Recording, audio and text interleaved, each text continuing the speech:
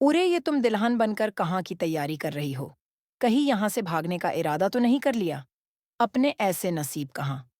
आपने मकदर में तो इस कोठे की चार दीवारी लिखी गई है, जिससे मैं चाहूं भी तो दूर नहीं भाग सकती। भागकर जाओगी भी कहाँ रोशनी? वो अपने लंबे घने स्याह बाल कुंधे से कमर पे झटकती हुई बोली और बेड पर बैठ गई। आज के इस दौर में तो औरत घर की चार दीवारी में अपनों में महफूज नहीं, और तुम यहां से बाहर जाने का सोच रही हो। सोचना भी मत रोशनी। इस दौर हमारे अपने ही हमारे दुश्मन बन चुके हैं। खुद को ही देख लो माँ, बाप के गुजरने के बाद शोहर ने दूसरी शादी कर ली और औलाद न होने का ताना देकर घर से निकाल दिया। इसीलिए मुझे नफरत है मर्द के नाम से ही। मर्द मतलबी और जिस्म का भूखा है। मर्द को बस्तर पर औरत ऐसी चाहिए जिसके सब तलबगार हो, और घर में बीवी पाकीज़ा चाहता है जिसका माजी पाक हो। लेकिन मर्द ये नहीं सोचता कि अगर वो खुद को बदल ले तो किसी भी औरत का दामन दागदार ना हो। कोई मर्द से क्यों नहीं पूछता कि तुम्हारे पास क्या सबूत है कि तुम्हारा दामन पाक है? अरे मर्द जुना भी कर लेना तो उसे माफी है, क्योंकि वो मर्द है।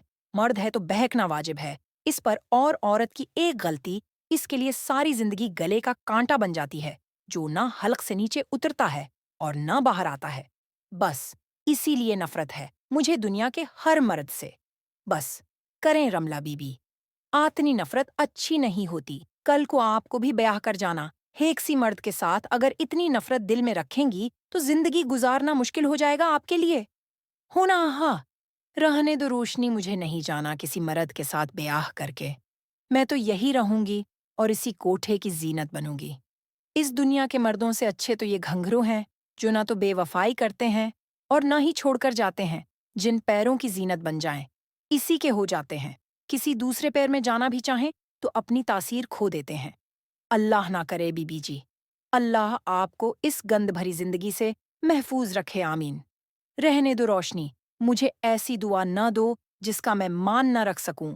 अगर आज मेरा बाप मेरे सिर पर होता तो शायद मैं तुम्हारी दुआ पर आमीन कहती, लेकिन अब नहीं कह सकती, क्योंकि जो बाप अपनी बेटी के सर पर शफकत का हाथ नहीं रख सके, अपनी बेटी को दुनिया के सामने बेटी न कह सके, ऐसे बाप से तो मैं बन बाप के ही अच्छी हूँ। अगर मेरी माँ को जिल्लत के इस घोड़े से निकालने का वादा किया ही था, उसने तो पूरा निभाता, मगर नहीं।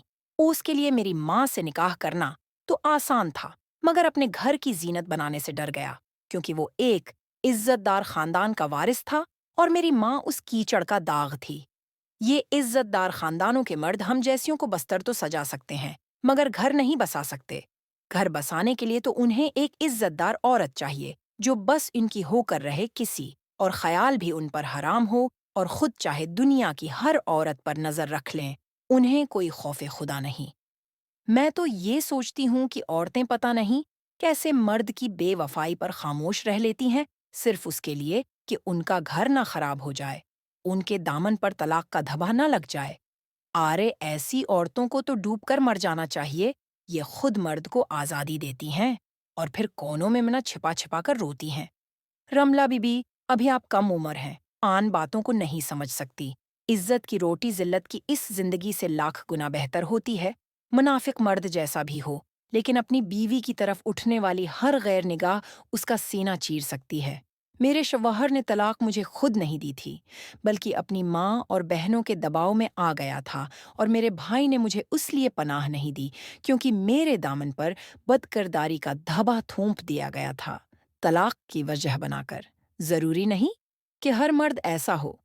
मेरी जिंदगी जैसी भी गुजरी गुजर गई, लेकिन आप अपने लिए ऐसी जिंदगी की दुआ कभी मत करना। यहाँ मर्द औरत को सिर्फ गोशत की दुकान समझते हैं, आते हैं, जिस्म नोचते हैं और एक गस्ल से खुद को पाक कर लेते हैं। लेकिन हम औरतें अपना ऐमाल गुनाहों से भरती जा रही हैं। पता नहीं किस मना से जाएंगी खुदा के सामने, पता नहीं हमारी बख्शिश होगी भी या नहीं।